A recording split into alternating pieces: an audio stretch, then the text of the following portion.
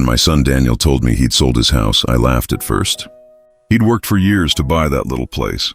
His pride, his dream. Then he looked down and said, "Mom, Emily needs help. She wants to start something." I gave her everything. "How much?" I asked. His voice cracked. 700,000. 700,000. The mug nearly fell from my hands. At first I wanted to believe him. Love makes you do that and forgive blind spots, ignore the little alarms. But I'd always felt something off about Emily. Charming, yes, but greedy, entitled. She never fit the quiet, steady life we'd raised Daniel for. A week later, I walked into their emptied house. Designer chairs, a flashy car out front, parties they never told me about. The boutique, Emily's dream, was built on sand. 3 months later, it collapsed and the money was gone.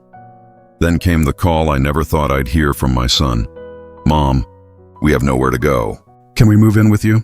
He sounded small, hollowed out. My son, the boy I raised. And the woman who'd ruined him walked into my home like she owned it. She criticized my cooking. She rearranged my furniture. She called me stingy when I refused to hand over my savings. Stingy. As if the decades I'd worked to keep a roof over our heads were some petty indulgence. That's when something changed inside me. Not anger for its own sake, a slow, hard resolve. I loved Daniel. I would protect him, but I wouldn't let someone chew him up and spit him out. So I watched. I listened. I wrote things down.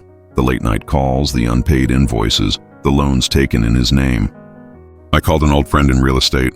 The truth came out like rain.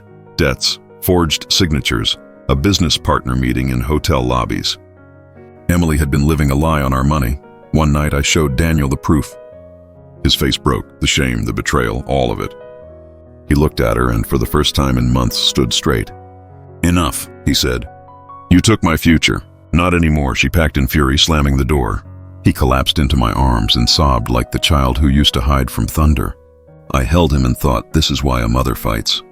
Not for revenge, but for the child who still remembers who he was before someone else rewrote him.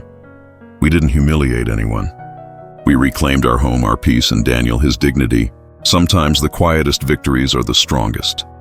If you were in my shoes, would you protect your child or protect your savings? Tell me in the comments. If this story hit you, like and subscribe for more real stories about family betrayal and what it takes to stand up again.